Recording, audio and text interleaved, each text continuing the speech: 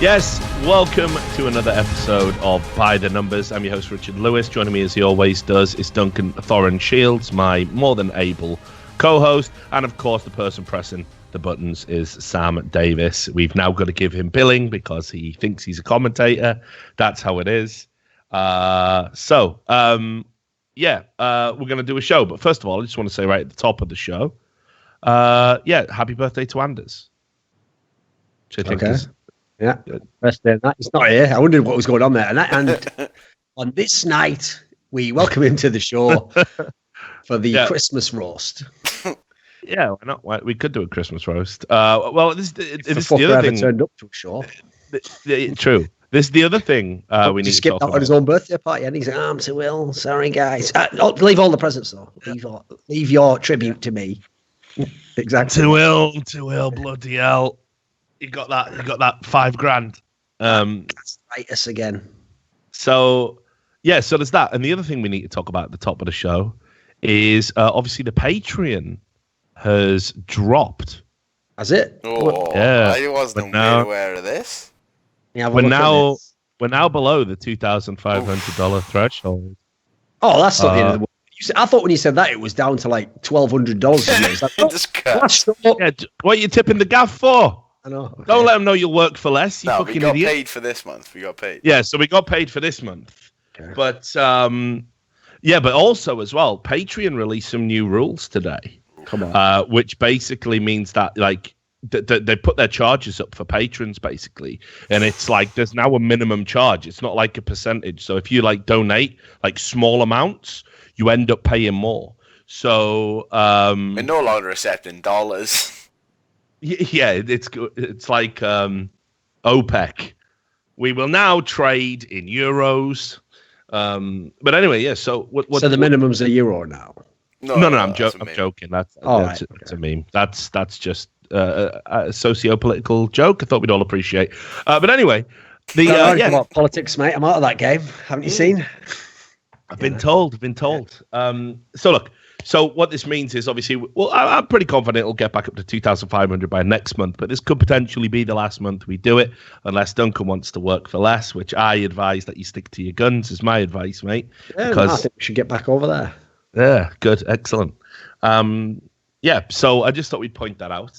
And now we can get into the show. And and obviously a big fuck you to all the cunts who say you can't talk about anything that's even tangentially related to esports. Like the last two episodes, we had like 30 minutes just talking about general esports stuff in it. I mean, we always used to do that in the podcast. The maddest thing about it is, like what do you think the average runtime is? Most of them must be over an hour, right? Probably over an hour and a half, I'd guess. There we go. So every show I've ever seen that most other people did was like an hour long. In fact, when I used to work at On Gamers, that's what they literally advised us. Do not make shows longer than 1 hour. People do not want to see shows. Keep them very snappy. Do not have like any sort of extra, like whole thing is we're doing us, aren't we? So if you don't really like our stuff, I don't know why the fuck you're watching. And I definitely don't know why you've donated. Like you actually are just a cretin at this point in time. But thanks for the cash anyway. Get it back over that fucking 2,500. Else, this whole episode's about Gamergate. The worst thing is though, the whole episode, the whole nonsense about, like people are saying about fucking you keep it just about CS:GO. It's like it's people who like I've never seen their names before. I don't know who they are. I don't think they used to watch us. It's like it was never that kind of show. It was like we banter back and forth about various things, and an overwhelming majority would be about CS:GO. But that's still true now. But we've been the victim of a hit piece recently, right? That's worth talking about. Like I ain't gonna mention that on my own podcast. Obviously, I think I think I might mention that. It's only been implied we shouldn't be allowed to represent esports, and that you're all scum for voting for us. But let's just not bring that up. Just leave that. Yeah, but what I love about that as well is it's all like we brought that topic up. Like I think we would have rather not talked about it, but that would have meant people not writing a story about us. And now I'll do 30 minutes on how I got them to issue a retraction. Okay. It's like Lenny Bruce, towards the end of his career, where all he talked about was his obscenity trial. But yeah, obviously we talk about whatever the fuck's affecting us as well as CS:GO. And today I got some bad news for you guys. It's not just going to be about games and which teams are good, and we're probably going to breeze through DreamHack Winter because obviously it's not like a major tournament anymore. which is something that we're going to talk about also. So, yeah, I don't know what to tell you. This podcast is a space for me and Thorin to talk about things that me and Thorin want to talk about. Always has been, always will be. And again, if you don't like it, you just fuck off. It's that simple. If you think you can sit here and change what we talk about and change the content of the show by giving us what you think is feedback, it's not feedback. You're just being a cunt. It's like being a person who goes to a comedy show and thinks if I heckle enough, they'll tell the jokes that I want. You know? It's not going to happen, is it? That's the maddest part. The comedian is going to do the pre-prepared bits that they have done and do material based on their life experience and their observations. They're not going to tell you a bunch of fucking dick jokes because you think they're funny. So if you can't handle that, entertainment isn't for you. It's not just this podcast, really. You're obviously the kind of cunt who goes to watch a movie and then writes to the director and says, well, I didn't like what you just grow the fuck up, you imbeciles. So let's talk about the first thing I want to talk about. And I wanted to touch upon this in the last podcast, but we already ran the requisite 2 hours, so we didn't have time. But this is an interesting thing. We've talked a lot about ES Force, right? ES Force are the conglomerate that owns, Virtus Pro, did up until recently own Na'Vi, but maybe still has a hand in it. We'll get to that in a second. They funded SK Gaming. They own RuHub, Epicenter. They own a lot. Cybersport, that new news website. Yep, they own a lot of property within that region. And of course, it is funded by USM Holdings. That's where the money comes from. You can read more about USM Holdings if you want, and who funds that, Mr. Usmanov. Plenty of people who follow Arsenal Football Club know about him and have had the deep, deep joy of getting to learn about his history and his background, which I'm probably legally compelled not to tell you about. But certainly Google his name and you will find some interesting blogs and books. Most of the newspaper reports have been taken down because they've been sued into oblivion by one of the world's wealthiest men. Rich, again, this will be very self-indulgent because people won't get the reference, but this is where I actually feel like in life, you might have actually been done a favor by the Sapinda Group, because if you hadn't have had that right, you'd have just been all over this story. And then the show would have ended no matter what, and not due to the Patreon dropping. No, definitely. Did you my body drop it, mate? People don't even realize, like, I had a very credible threat when I did this story, which you don't mind repeating, but basically I was at an esports event and some guy just walked up out of the crowd and was like all friendly, like, oh, are you Richard Lewis? Like, so I thought it might be a fan or someone who recognized me, and they came in for a handshake and then they just went, stop writing about Sapinda, and just like walked off like that. I was like, okay, well, this is good. I'm gonna die. Yeah, good. And I talked to several people several employees that had been associated with that group that were telling me, yeah, there was just people following me everywhere and outside my apartment on a night when I looked out the window. So that is the problem, though, isn't it? Like when esports was small time, like, listen, I think a lot of the people in the early days of esports were cunts. But at the end of the day, all they were going to do is do a tweet about you, or maybe on some very low level, intercompany politics, fuck you a bit, right? No one was going to have you killed. Like, yeah. Put it this way, as much as we might just go ham on anyone who talks shit from ESL or something, the day Hillary Clinton comes in to esports, that's going to have to end, isn't it? Like, I'm not saying shit against her. I'm with her in many ways. Only in the ways that involve me not getting straight. I don't want to be a tribute at the beginning of someone's book, mate. That's all I'm going to say. I don't want to be like, I don't want you dedicating your book to me because of the bravery that I showed at the end. Yeah, when the Donald is spamming, his name was Duncan Shields. Exactly. I don't want that. It was Duncan Shields. I'm not down for that. Okay. Yeah, timestamp that, Sam. So yeah, I'm still with her, dude. I've always said that. Right. So anyway, so the ES Force Group has a lot of money. It's Usmanov's money. There's a bunch of other sort of Russian tech guys and oligarchs that are kind of associated with it and helping them spend the money. And they're major players in esports, and people are scared of them coming into esports because they've got lots of money. We know of $100 million of investment. That's what we know of. I think that's before we get into anything else. That was just Virtus Pro, wasn't it? Well, yes. Wasn't that something along those lines? If you look at and again, USM Holdings is named in the Panama Papers. But if you, you look, just putting that out there as well. Just keep dropping more little breadcrumbs. If a brave journalist with perhaps a terminal illness or something wants to start covering the story, I strongly recommend you have at it. I will definitely share some notes with you.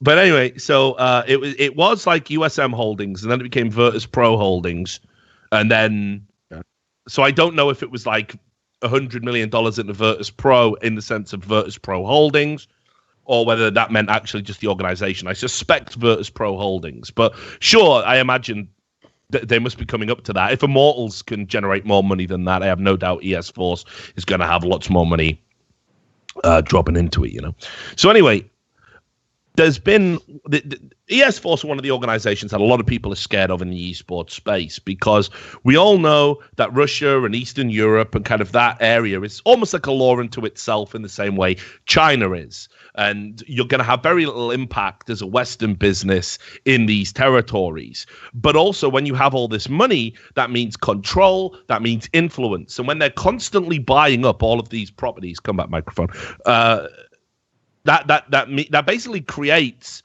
a barrier to entry for rival businesses. ESL are never going to conquer Russia, for example, now. That's never going to happen if it ever was, if it was ever a target of theirs. They will have to work in cooperation with businesses like that. And indeed, if you want to follow the breadcrumb trail a little bit further, ESL and RuHub, and therefore by extension ES Force, have certainly done deals for broadcasting rights. So the implication there is that money has already changed hands between these two entities. And of course, if you look at the ES Force teams, they were all involved in WESA, of course, yes, the World Esports Association. So there's a reason why ESL are playing nice with ES Force, and it is to try and halt the inroads, the march of all of this money and how much territory they control.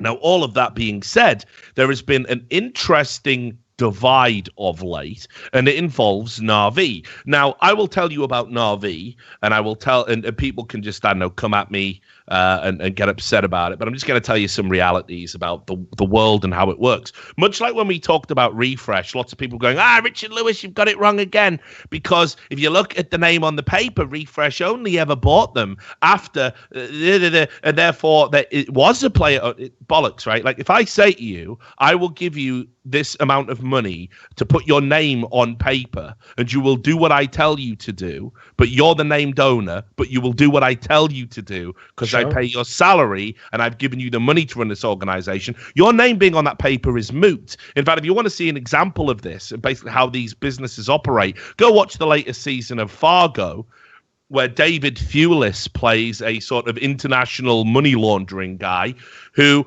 gets a car parking business and gets the character played by Ewan McGregor to basically put his name on a piece of paper saying he owns all these, paper business, these shell corporations. He doesn't own anything. He's legally eligible for the debt, but he takes his order from a guy who isn't on paper. That's how the world works. I'm sorry if this is upsetting anybody, but this is how businesses of this nature operate. And Na'Vi, for example, had said they sold the media rights to ES Force. And what this means is that we're not owned by them. There's no conflict of interest here. It's just the media rights. They just market us. They just have access to our social media. They just get to tell our team to be here for this event so they can promote SK Gaming and Virtus Pro, like those boot camps that we saw. Nothing to see here. But it gets more convoluted and complicated because Na'Vi went from being a company that was owned by Zero Gravity to being registered in Hong Kong with other names on the business registration, and then ES Force money coming into it. That is a nut that you're never going to crack, by the way. But there is definitely a convoluted power structure there, and ES Force absolutely had influence over what Na'Vi did, because the money wasn't just flowing into Na'Vi, it was flowing into businesses that Zero Gravity had an interest in. Now, I heard a lot of rumblings that Zero Gravity, the Na'Vi founder, the Na'Vi, a representative, manager, owner, whatever you want to call him, he was upset with the ES Force group. and there was trouble in paradise. But they were basically supplying him money, or he was sort of taking money from the ES Force pool to start his own businesses, including a cryptocurrency, which is the latest scam coming to esports. Anybody investing a cryptocurrency-like system right now is getting played by a Ponzi scheme. Just so you know, the only people who will ever make money on these new wave of cryptocurrencies are the people who are in first, that get that first generation of people to invest in it. All the people who come after the fact, you're all getting ripped off. So anyway, long story short, Na'Vi have broken away from ES Force, and there are a few reasons for this. The first being that Zero Gravity apparently has been sort of a little bit combative with the rest of the ES Force group. He, I'm the better businessman. This is all according to people who've told me stuff, behind the scenes. I'm a better businessman, and also this WISA rule and all the subsequent rules and rumors that perhaps even Valve are going to clamp down on this multiple team ownership, much like they intimated they would in Dota back when the Good Game Agency was a thing. And obviously, by the way, for context, if people watched the last show, that's why there were all these rumors floating that the SK Gaming Brazilian team might leave. Because again, you can't have Virtus Pro and Na'Vi and SK Gaming if you're under one owner, So, I mean, the assumption is they're going to keep Virtus Pro and the others are going. Yeah, absolutely. It was announced, there was a breaking news story, which I know it doesn't seem to be it didn't get made as big a deal of as I thought it actually should. And this was that Na'Vi have said we have cut ties officially with ES Force. Yes. And this means, of course, that they are now out of the realm, supposedly, of this conflict of interest. They'll be eligible for ESL tournaments. They can attend events where there's another ES Force team in attendance. Everything's supposedly good. But then I started looking at it a bit more, and so Na'Vi are now owned by a company called the Zero Gravity Group, which is their previous ownership. But here's one of the issues with that: if you go over, and everybody can do this, if you look at Zero Gravity's LinkedIn, and indeed if you just happen to know his history, this guy is one of the supposed co-founders of ES Force. He was in the initial conversations when Usmanov's money started flowing into esports. Usmanov, being a power player in more ways than one, owns the majority share of VK, that's the Russian equivalent of Facebook, owns numerous tech properties, hundreds of websites in that region. And obviously, if Zero Gravity is still involved with ES Force in some capacity, I do not think this has resolved the conflict of interest issue at all. I mean, as far as I know, especially the way most leagues run the multiple ownership, it's not about even having controlling in ownership. I can't own 1% of Immortals if I also own SK Gaming's team. That is a conflict of interest, because even though, yes, in theory, I might not be able to actively make something happen, there's just the implication, isn't there? And that's what they want to remove from any kind of competitive discipline. Yeah. So,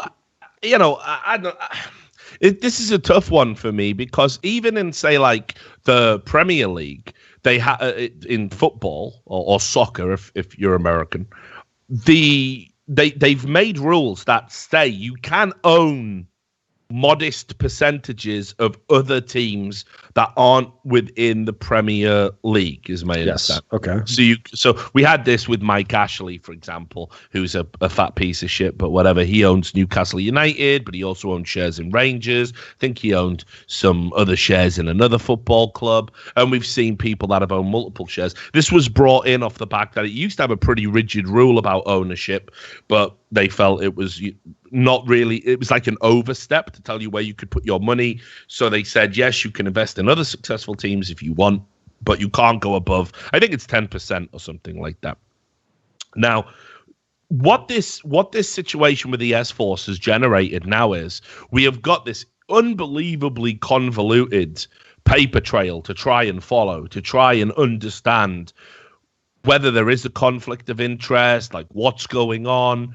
Well, I've got a question for you, Richard. Okay, this is, I have no inside information on this entire story. So this is just purely as an outsider who read the post you're referring to, which said that Na'vi was going to be transferring ownership back to Zero Gravity.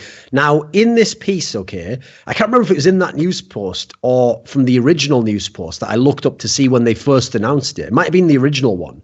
But when they said they'd ended it, right, they said something along the lines of like, like essentially almost like, we all fulfilled all our obligations or some wording like that, right? Which was really bizarre because when I went back and looked at the news post that first announced that ES Force had bought the media rights, they publicly said they had bought them for $10 million. Didn't even buy the team. By the way, you could buy 10 Na'vis at that point in time for, maybe 5, maybe I've exaggerated, but you could buy a few because put it that way, a Na'vi back then when they bought them, like a year ago, about a year and a half ago, doesn't make millions and millions in revenue. Maybe a couple of million. So the idea that profit you could ever get back that $10 million is ludicrous.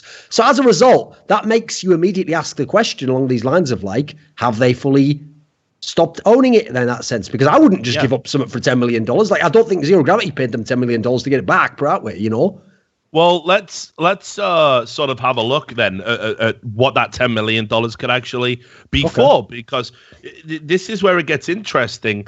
And it makes me wonder if they've bought like other things, and it was kind of under the umbrella of Na'vi. So in other words, they gave the Zero Gravity Group $10 million to purchase partially the image rights of Na'vi, the media rights to Na'vi, but also within that was the understanding that they would be funding some other projects for the Zero Gravity Group. Now, again, these are the projects, because you're absolutely right. There is no way to get $10 million worth of profit on the media rights. Certainly not as things stand. Like, it's just a bad deal. If that was all, exactly what it was, it just doesn't make sense as a deal, does it? Of course. So one of the projects that suddenly arose, this was in April this year, is dmarket.io. Right, so if you have a look at that, I'll bring you this thing, because there's another one that isn't even listed, which I can find that for you as well. So this is dmarket.io. Right now, dmarket is a decentralized marketplace for turning every virtual item into a real asset. So it's like a sort of virtual item sales place, marketplace. You can have a look there. They've got their own cryptocurrency associated with it. You can see there they also use all the recognized cryptocurrencies, Bitcoin are in there, etc., all the others. And this is a new business that seems to have arisen just out of the Zero Gravity Group. Okay, fine. So at this time, the money that would have funded this is either Zero Gravity's own money, but more than likely it's ES Force as well. And if you go on it, you can see he's still listed co-owner of ES Force on this website. And the other business that sort of sprung up, and this was in August, I believe, is this Dream Team. And Dream Team have been reaching out to people. They actually emailed me and said, can we sponsor your YouTube channel? Of course, I would never take ES Force money under any circumstances. So even though I haven't replied yet, the answer is a resounding no. But dreamteam.gg, again, it's a good concept. It's basically a website where people of different skills can go and sort of recruit people and get into teams. And if you're a manager or a coach, you can get in, and and it also says you can sell sponsorships and media rights sales through this platform, with the platform taking a cut, which sounds like how Na'vi made this $10 million in the first place. So it's kind of an interesting distillation of that concept. But again, if you look, it's got tokens, a cryptocurrency associated with it. And these have just both sprung out of the Zero Gravity Group. So perhaps, and again, I have no idea if this is true, this is either Zero Gravity taking some of his own money and making these businesses, which I find highly unlikely, or rather part of that $10 million was sort of spent on these projects as well, which generates its own level of, further potential conflict of interest, because these businesses are going to want to sponsor tournaments. These businesses are going to offer people money, and YouTubers money, and it all comes from the same wretched set of tendrils. Well, I mean, which is CS Force. Like, part of the implication here as well is the part that's very clever, and again, you can only really lay a breadcrumb here. You can't say what the obvious implication is if you were to get all these companies, so you had a sponsor of a site and a team and a company that had items, you could spread this money so that it constantly changed hands a lot. And then who knows how it gets back to the original source, right? Yeah. By a very circuitous method, I imagine. No, and of course, inventing your own cryptocurrency, even better, right? So, far be it from me to imply anything. I'm not implying anything. No, I'm not. Never. I would never imply anything. But this is becoming increasingly troublesome to people who want to have a clean esports environment. And again, let's just have a look at the official press release that was, of course, published on the news website that ES Force themselves own. This is a Google Translate, so it might not be accurate, but you can see Anton Cherepinikov, who is another founder and co-owner of ES Force, said, "We are satisfied, not delighted, but we are satisfied with the cooperation of the club Na'Vi. For the last time, we managed to do a lot together. So by mutual agreement, it has been decided that we do not renew our partnership relations. The whole and ES Force Holdings has decided to concentrate on working on other projects." Zero Gravity said, speaking on behalf of the Zero Gravity Group, "For Na'Vi, cooperation with ES Force has become a big step in development. Now comes a stage in the life of the club in which I see more opportunities for monetizing Na'Vi resources on my own." So, best case scenario is that ES Force got a little bit smaller, and the Zero Gravity Group is a little miniature ES Force looking to take over its own corner of the world. And that's fine. If those two want to compete, they can fucking fight it out like the Godzilla remake, you know? Let them fight. Like, I'm all about that. Let that happen, right? So, but here's the other thing. If you think ES Force is just going to stay to that region, you're out of your motherfucking mind. Because it's already been announced in another announcement that just stealth goes under the fucking radar. Because again, nobody cares about conflict of interest in esports. Well, here's the other thing, Rich. This is actually something which will sound like kind of an abstract, counterintuitive point. But believe it or not, one of the most alarming things to me about ES Force is that I actually used to get so tilted by the people who were the Team Liquid staff, the StarCraft Team Liquid staff, who, when Azubu was launched, never shut the fuck up joking about how it was all obviously a certain type of criminal activity. Yeah. Never stopped talking about it. By the way, none of them had any inside information, had no clue whatsoever. They just knew it was a business that wasn't doing very well, but kept having money pumped into it. They never stopped joking about this, right? You couldn't fucking see these guys mention this company. None of them ever, none of the people in the industry who all have a comment to pass on every single thing, such as, by the way, whether you or I should be allowed to win a journalistic award.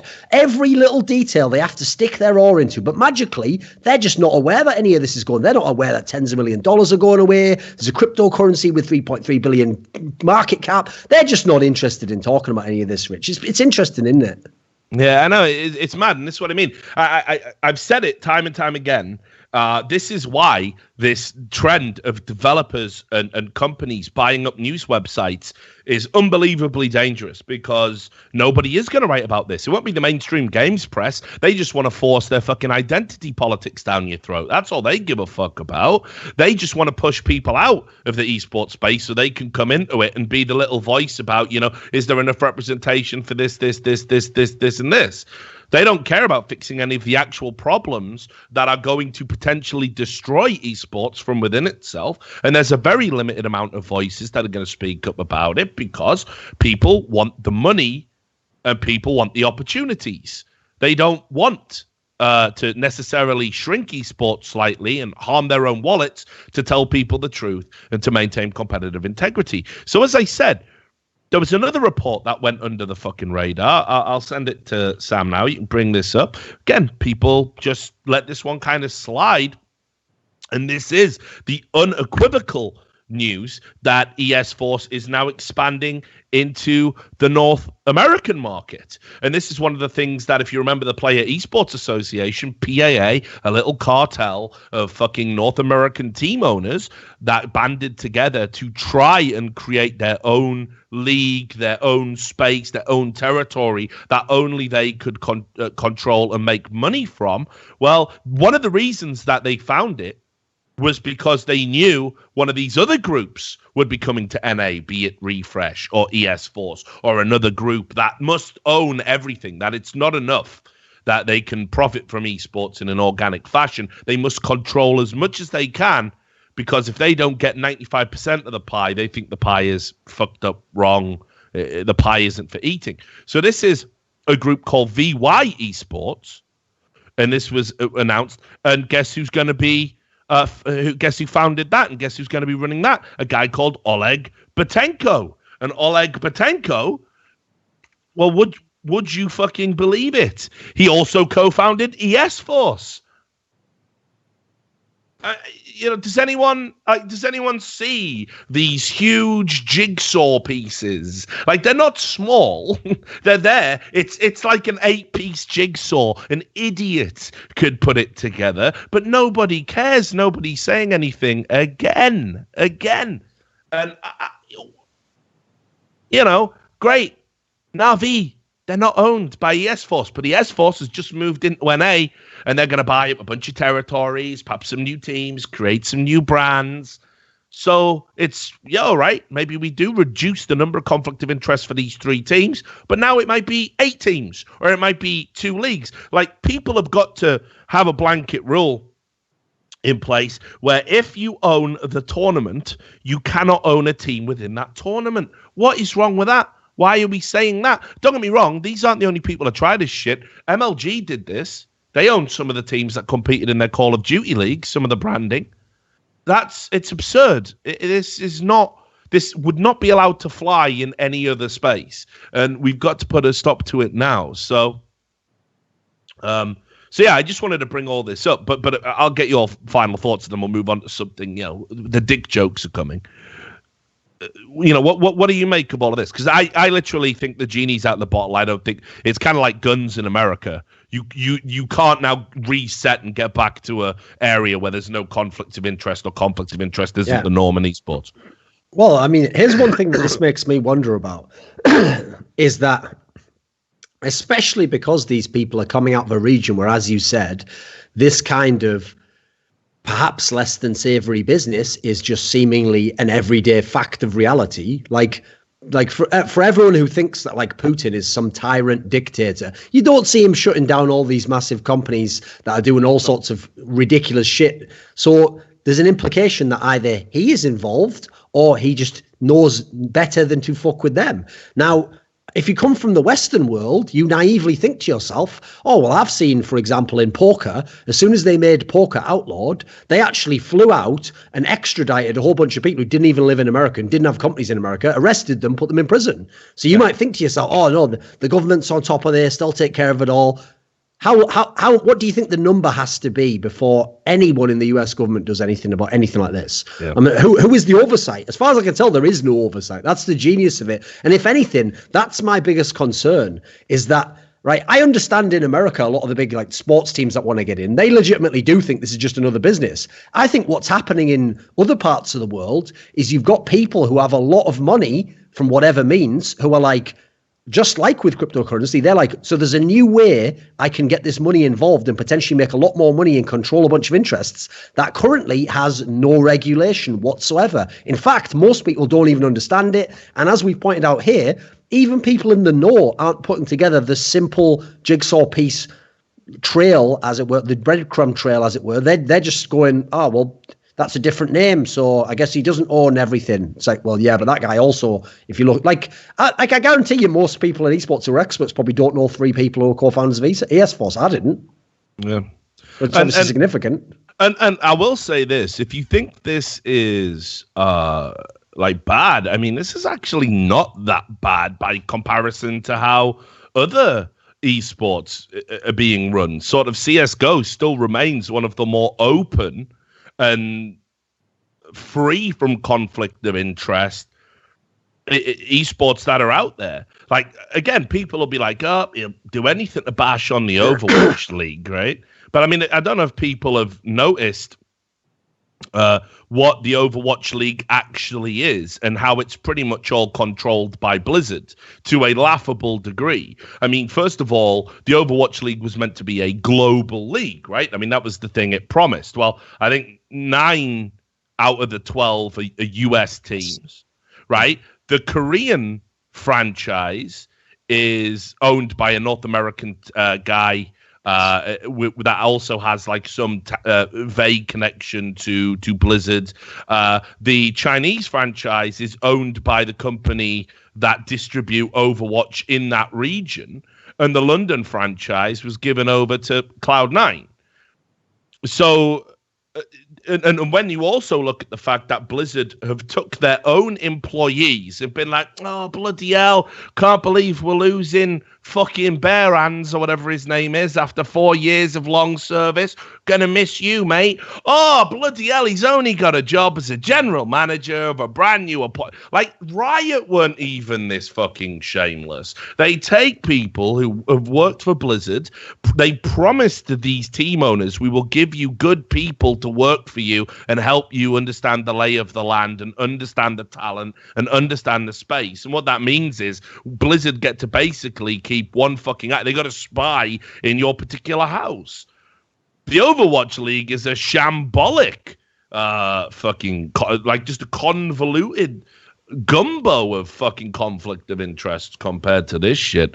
But yeah, I just find it absolutely astounding that, again, the hot topics in esports are whether what shall we do with Duncan Shields' Twitter feed? Meanwhile, we've got a company that is funded by one of the world's wealthiest men with all sorts of dubious shit attached to it, funding other businesses that are now funding cryptocurrencies, that are now buying teams, that are now sponsoring leagues, that are now owning tournaments, that are now owning news websites, and everyone goes, well, that's fine. I mean, that you know, it's not ideal, but I mean, at least they didn't tweet out that, you know, we are a biologically dimorphic species, you know? So I don't know. Again, I talk about this every time. It just exasperates me, dude. But no one gives a fuck, do they, about keeping esports clean? Well, let's be real. As long as the fireworks go off, like the fucking zombies in fucking Land of the Dead, you know. That's it, man. That's all. The sad thing is, I mean, sadly I've known this for a while, but most people don't actually have a consistent set of ethics. No. Like, even if I disagreed with the ethics, if they were consistent, I'd be like, fair play, you know, you apply it evenly. What they tend to do is, right, do I dislike this team? If yes, then talk about anything they might be doing wrong. If no, why'd you have to keep talking about them? They're good guys. You know, it's like most people's response to that article video I did the other day was talking about how Riot initially funded what is a very big and actually one of the better in terms of production value content creators around their game, League of Legends. And I made the point that this was not public information. And at the very minimum, you want to know that so that you kind of know someone's bias is going in when they report on something. Most people's response really was, well, they haven't done anything wrong, so I don't see what the big deal is. Is this even news? Yeah, I saw that absurd nonsense on in your recent story about, you know, Blitz Esports, who I've given like interviews to in the past, not knowing they were funded by Riot Games. You know, how do you know? Because understand the ethical quandary it puts me in. You're funded by Riot Games, and I've given you an interview slamming one of Riot Games' competitors on your platform. I wouldn't have done that had I known. I would save that for my platform because, again, I am consistent in the application of my ethics. And in the same way, when Jens Hilgers owned a news website and didn't declare it, and I called it out, the fact that Blitz Esports didn't declare that they were owned by Riot, and not only didn't, or funded by Riot, I should say, not only did they not declare it, I know that they lied about it. They lied about it to people who had said, you know, oh, if I publish something on your website, is there anything I need to know? Any conflicts of interest? You know, is there any type of story you wouldn't want to touch? Is there any developer influence. And they're like, no, absolutely not. Completely independent, not funded by anyone else. So I know they've actively lied in the scene as well. But of course, when you go to the League of Legends community on that fucking subreddit, who've never understood journalism, still don't to this day, we've just got to a point after 8 fucking years where they don't harass every journalist for breaking a story ever.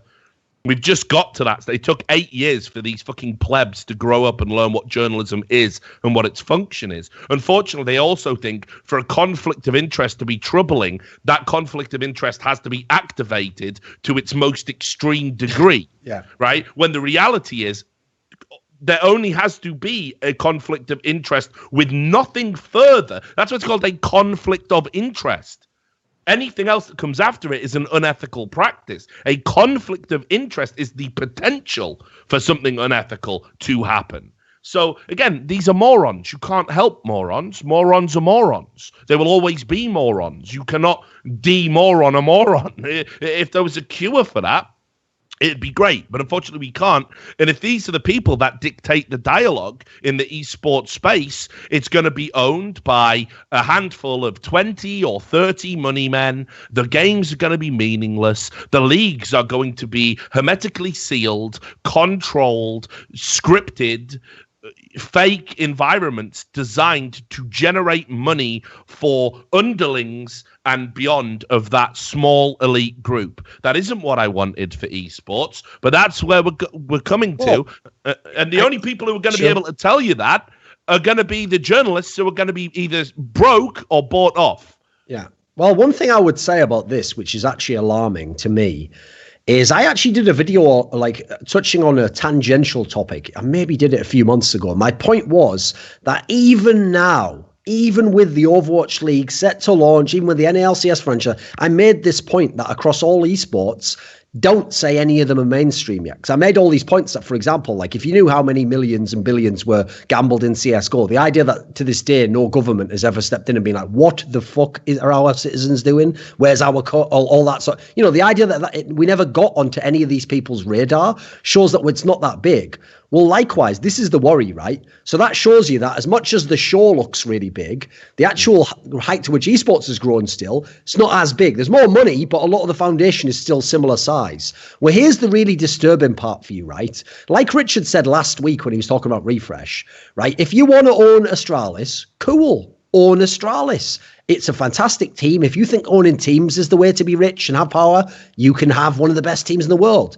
What's that? You want to own a tournament org as well? Well, wait a minute. Just forget about Astralis then. Astralis, that's small potatoes compared to tournament orgs. Own a tournament org. What's that? You need to own both, right? I'm already starting to wonder why that would be at this point in time. Then when I find out a different company wants to own a betting website and 3 of the teams and a cryptocurrency and a digital trading thing and a news website to report on itself and then expand it to other. Now it's almost sounding, as you're saying here, like the money in esports isn't going to come from fans who watch esports or outside investors, you know, the traditional roots of a sport. It sounds like it's about getting money in from outside, distributing it to all you and your people, and then extracting it out again. That doesn't sound like even the people we're talking about actually in good faith think esports is massive and is going to be $1 billion industry. Yeah, and what do you think the end game for all these people building this shit is? Like, so the people who built the original esports organizations, founded the original esports organizations, fucking dropped their drawers at the first fucking dinner date they were took hilariously on. Some of them for like $2 million and stuff. Yeah, right? Like, you know, dessert, I do declare. Oh, mercy, I'm catching the vapors. Like it's ridiculous. Esports people are like all those guys who thought they'd made out like bandits when they sold Bitcoin at like $500. They were like, yeah. Fools. Yeah, right? Yeah. So what do you think what's next in the fucking equation? You know, these guys who were like, well, we beat the drum for esports. They've sold out to the mega buck sports corporations, the fucking VC groups. They sold out. They don't even control the products anymore. Yeah, they got jobs. Yeah, they're figureheads. Yeah, they might handle a bit of recruitment, and they go out and they do interviews and they bang the esports drum. What's the next phase? Right? We're in the growth phase of esports now. This is it. It's no bubble. It's genuine. It's happening. The next 10 years, those brands are going to grow the brands they bought. And then what are they going to do with it? It's either going to become mega profitable and they're going to keep them forever, or it's actually going to be not what they hoped for, and they're going to flip them again. And who's going to get them then? Nobody knows. We can't even see that far into the future where it's going to end up, how it's going to be. But I'll tell you this, it's very clear why people are going ham on it now. It isn't regulated. It isn't even tracked. It isn't even monitored. The government has no interest in it. There's so many tax scams going on in the esports space. There's so much weird money flying around. There's so much shady shit, broken promises. And it's been this way for years, and the government's, it's never been big enough for the government to do anything about, or to have laws about, or to investigate. And I said it time and time again, and I'll say it again here and now. The government, the American government in particular, because they're the one with the fucking balls and the clout, they need to start investigating the casinos, the loot boxes, the businesses that sprung up and fucking started making millions and millions. They need to look at OP Skins, the one hub where I can cash out gains from rigged gambling websites and cash it out into an untraceable cryptocurrency.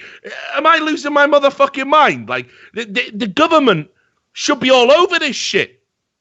And they're not. They don't give a flying fuck.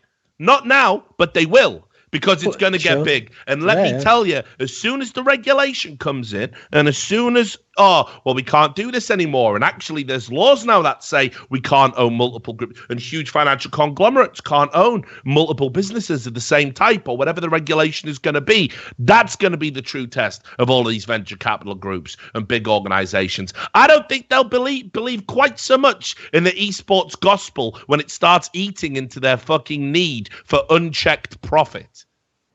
Plus, you just notice how this shows even the people who actually were in charge of esports don't have actually as much power as you thought they did.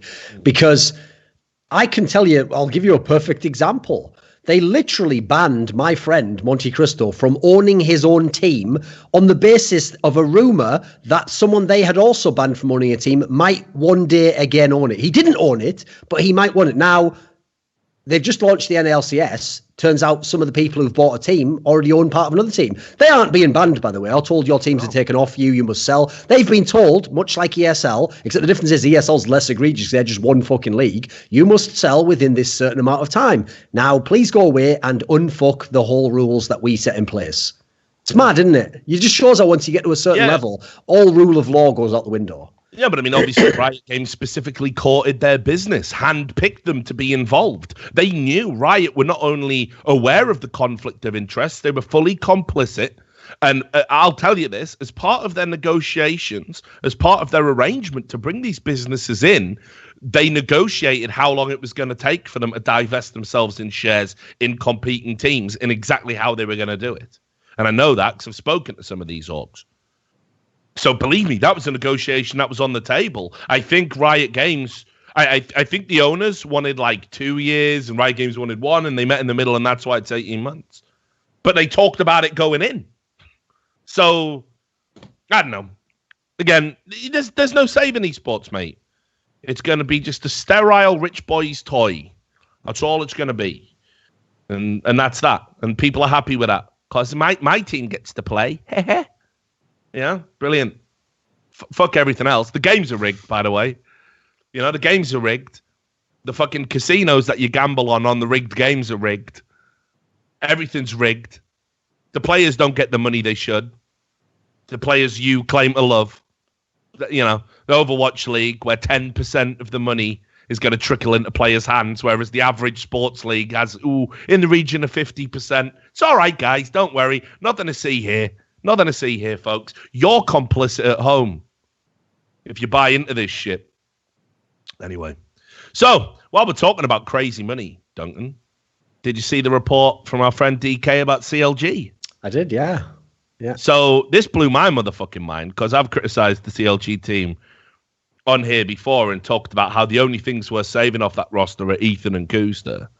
So welcome to the world of the contract gulag I keep talking about. CLG are actually asking for $500,000 for the players that are still under contract and their coach. And there's just no fucking way. There's just no way. I was trying to like break it down in my mind about like how that could be the fucking case, like how CLG, a team that failed to compete at the lower end of North American Counter-Strike, could possibly be valued at $500,000. And it just isn't. And again, it just shows these contracts. One of the things that a lot of owners do, just to kind of link it to the earlier conversation, is they do like to buy players, and then sort of the player is themselves an investment. They're an object. They're an asset, right? And even though CLG have not just shut down this team, they have said we will no longer compete in Counter-Strike. So by definition, if you aren't competing in Counter-Strike, these players can't be violating a don't compete, a non-compete. They can't because you're not competing in that space anymore. So that would suggest to me that the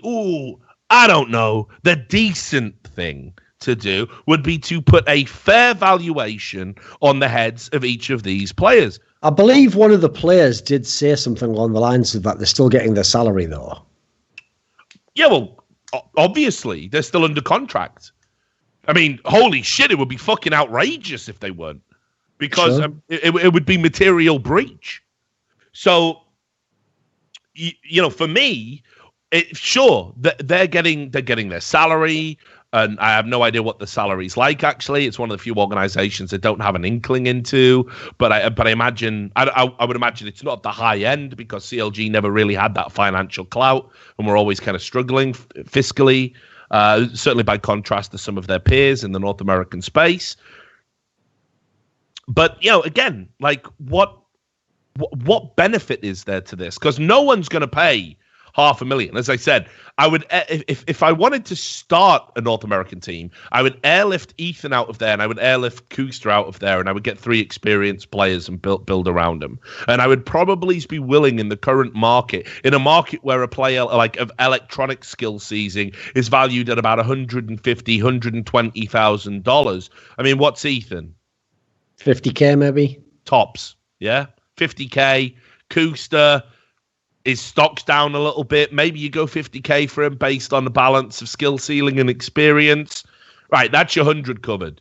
I wouldn't fucking give a Twix for fucking Cutler. And Ricky, for all he was touted as being this like sort of good AWPer, he's never really shone enough for me. I mean, do you go 50 again? Maybe. I don't even know why you need to do the bundle deal. Like, what's the point? In fact, that's the part that I find bizarre about this particular buyout is, like, do we know how much longer is on their contract, roughly? Well, let's see. Let's check what DK says in the report. So it says here that it does run through 2018. He was starting to buy services in 2018. So, so first of all, by the way, congrats again to the CLG players who, after making the mistake round 1 of signing a 2-year contract and getting stuck on low salaries and massive buyouts, congrats to the players who signed another 2-year contract and again are in the same position. Have you ever heard of trial and error? Right, exactly. It's mad, isn't it? So apparently Cutler's ends soon and FNS ends soon. FNS has already been sort of... he was cut when he saw, presumably. Yeah. But still under contract. Okay. Is my understanding. But they apparently both end soon, and the rest go well into 2018, so towards the end of 2018. This is obviously one of the reasons why you can demand a high buyout, because, it's just as a fair sort of approximation, this isn't always the rule, but generally how it'll work, say, in Europe, for example, is you will look at how much salary is left to pay on a contract. And if you are willing to pay that amount to the organization, that is itself the sort of approximate value of the buyout.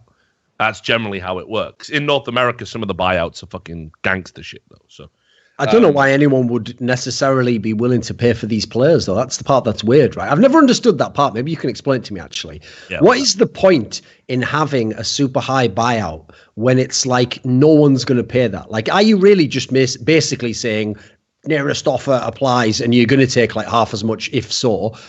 Because, like, surely you don't gain if, say, no one agrees to your buyout. Say you're really unreasonable and you say it's a mega high number, no one agrees to it. You also aren't fielding a team, so you're not benefiting that way. And then say they actually do end up just being in the gulag. They're just in a gulag for 1 year of not playing Counter-Strike. After a year, their contract ends, they can go for free. You don't actually gain anything there, right?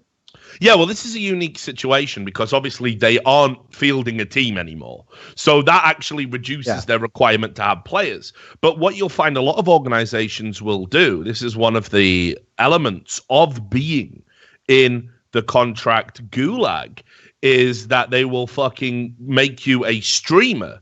Now, there are multiple deliverables when you say negotiate with a sponsor, and it can be, impressions on advertisements. It can be streaming hours with the advertisement on an overlay. And obviously, while you're fielding a competitive team, it can be very difficult to hit those deliverables. But generally, on the contracts I've seen, for example, you will have them extended into, so it's like we want X amount over a year agreements. Well, if you've got these players that can't go and play for anybody else, every subsequent sponsorship deal you get on, every time they're on stream, it's in their contract. Got to have this on your overlay. Got to have that on your overlay. We just signed a new sponsorship deal. Our League of Legends team is actually going to be practicing a lot, so they're going to struggle to hit the deliverables. Boom, you're going to put this overlay for lol.gg on a stream for CS because we can at least get the impressions and the deliverables there. I've seen shit like this a bunch of times. Not to mention just the fact that every time they're on a stream, you can have your own merchandise store being plugged, whatever it is. You basically own every time they go on a broadcast. Let's say FNS got a job on a how should we say, like an analysis desk.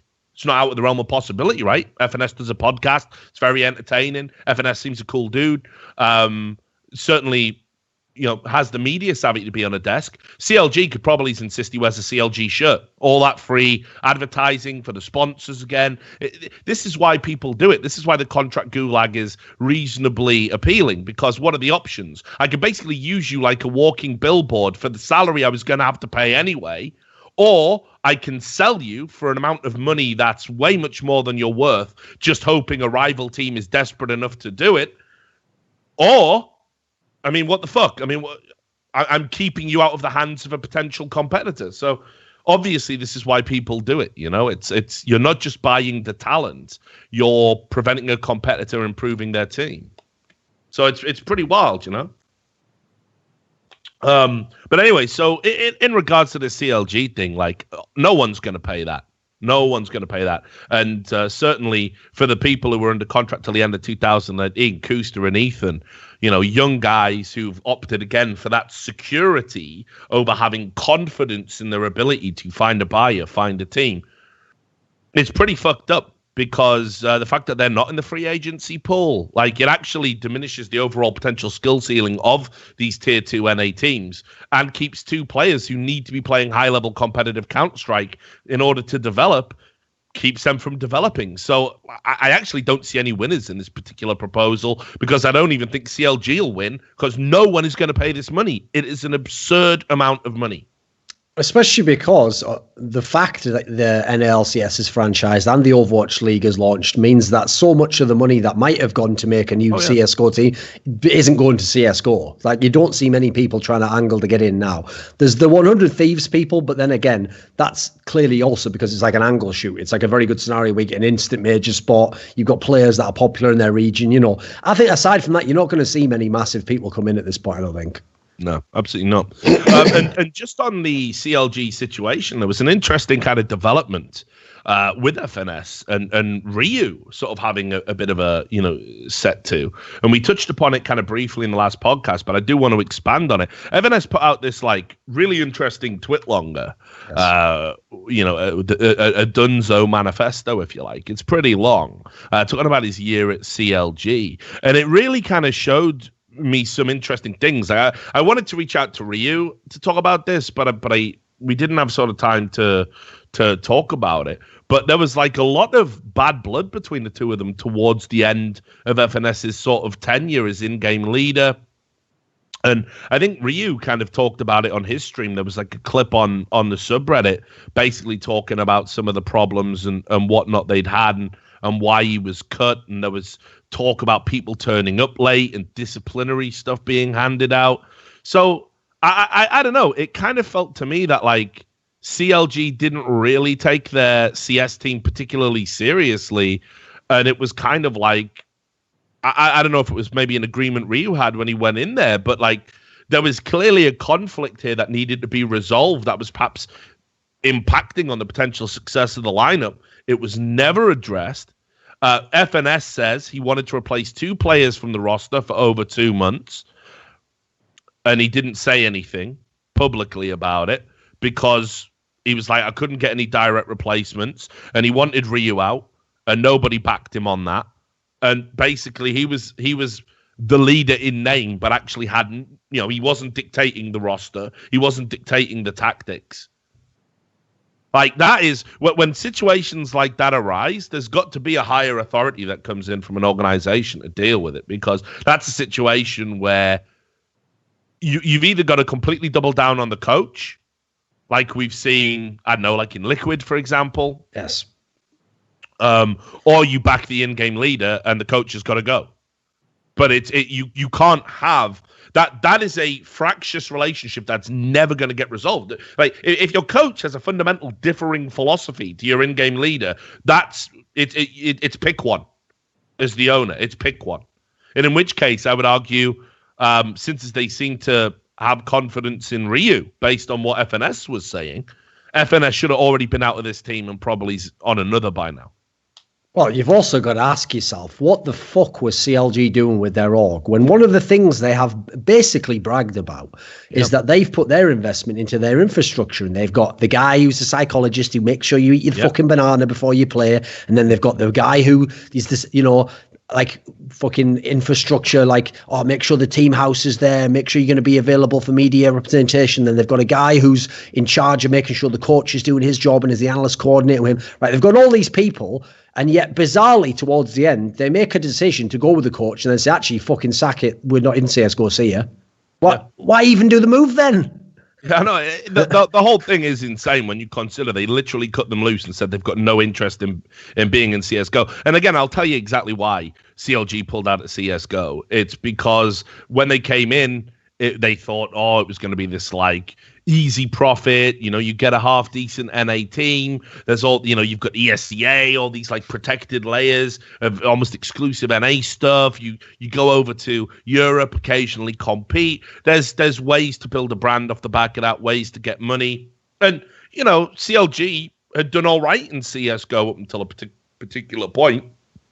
But then obviously once they started hitting the downslope and they became this kind of like ragtag bunch of players and a bit of a joke, CLG weren't interested in you can talk about seriously investing. If you get a sports psychologist that's already in your org looking at all the teams to occasionally visit the CS guys and go, that's not investment. That's not fixing the problem. They were never hands-on, and quite clearly from what FNS was saying, they basically just sort of like just cut them adrift and were just like, right, let's just wind this one down. And then eventually we're going to hope to sell you to recoup some of our losses. Like this team right now is basically the Counter-Strike equivalent of a fucking fire sale. And it's embarrassing, frankly, for an organization to do that. And then like just pull the ripcord and be like, right, we're out. See you guys. So it doesn't reflect well on CLG. I also don't believe CLG will stay out of Counter-Strike forever.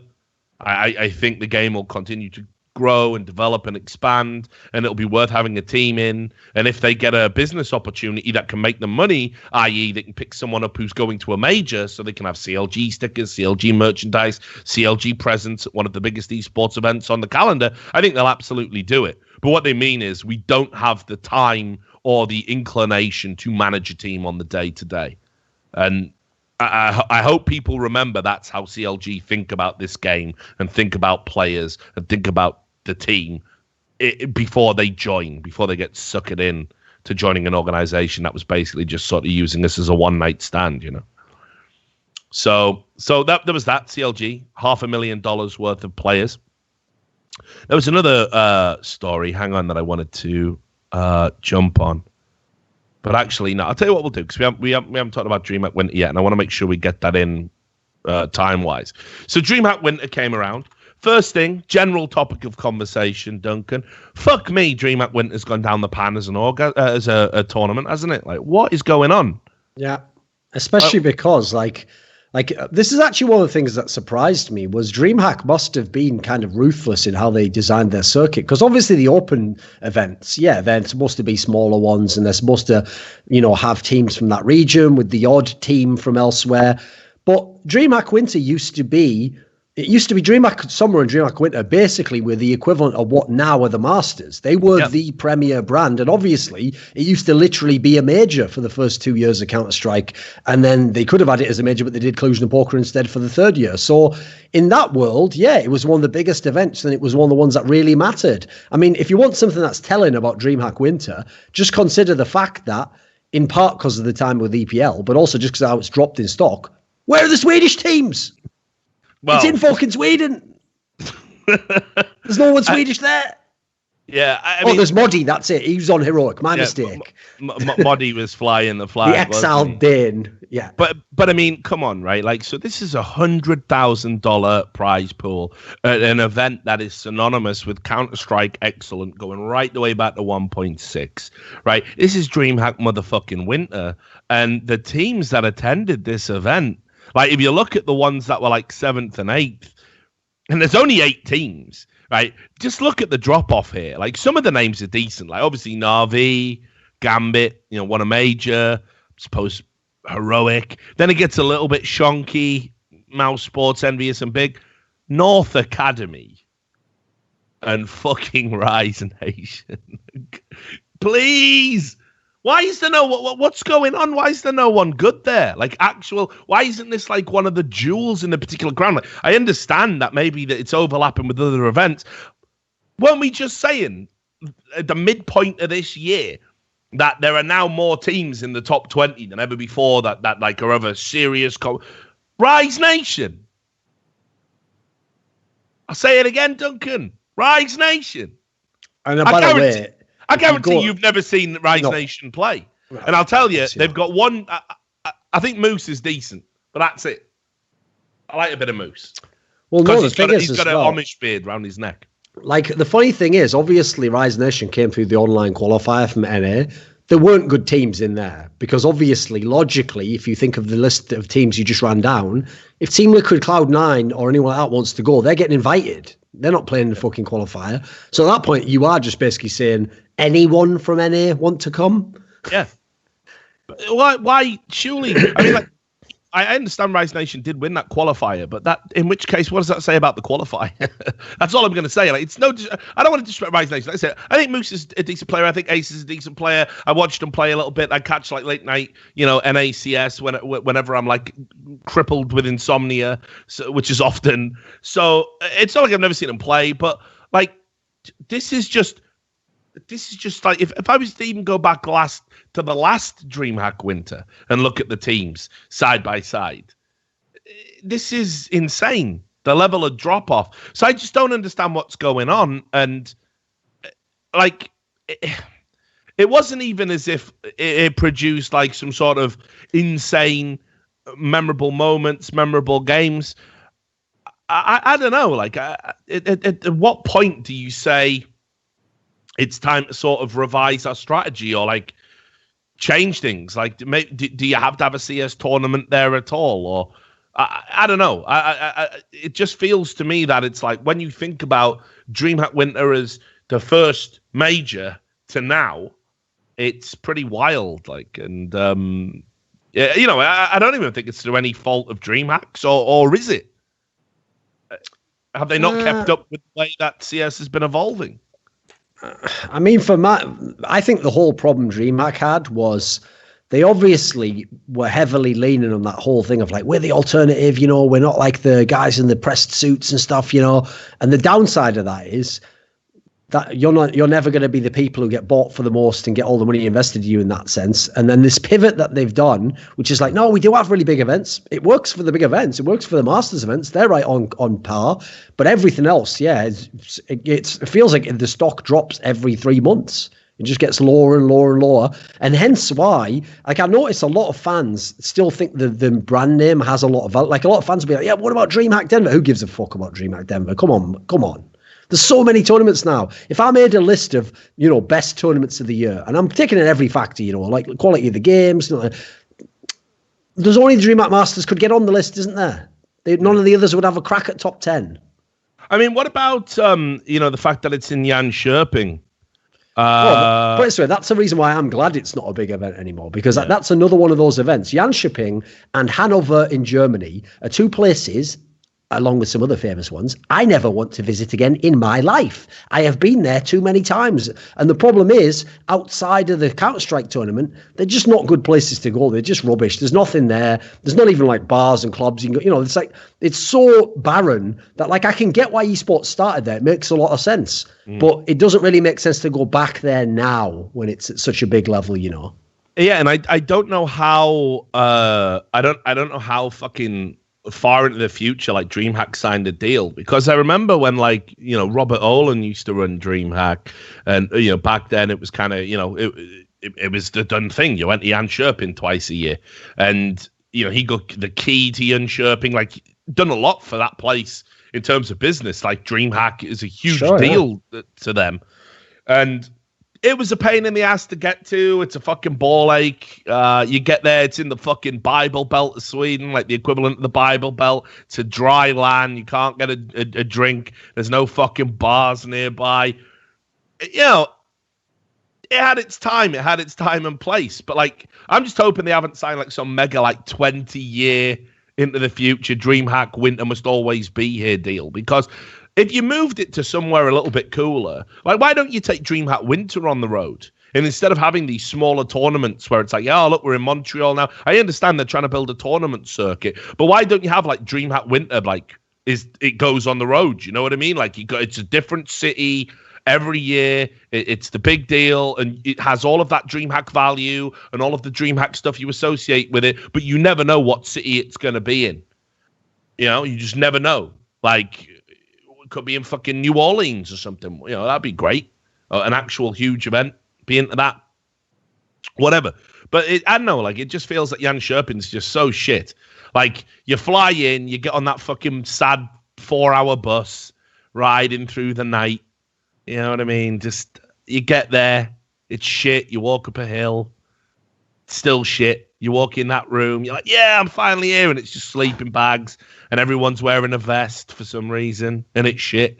It's like, I don't know, maybe we shouldn't be having, like, premier esports tournaments in that kind of environment anymore, Oh, I think it's time's been and gone. And unfortunately, I mean, I kind of agree. I just don't see where DreamHack goes from here. Like, definitely the whole Masters concept seems to be a lifeline. That seems to work pretty well. I think they're also wicked tournaments, actually, the Masters ones. They've been very good. Yeah, they've been really I just don't know where the rest of the brand is. Like, it seems like at this point, if I had to speculate, either they just know something we don't know about how you can, like, run the margins if you go small enough, and somehow that works out. I'm a little bit skeptical it is, quite frankly, just knowing other stuff.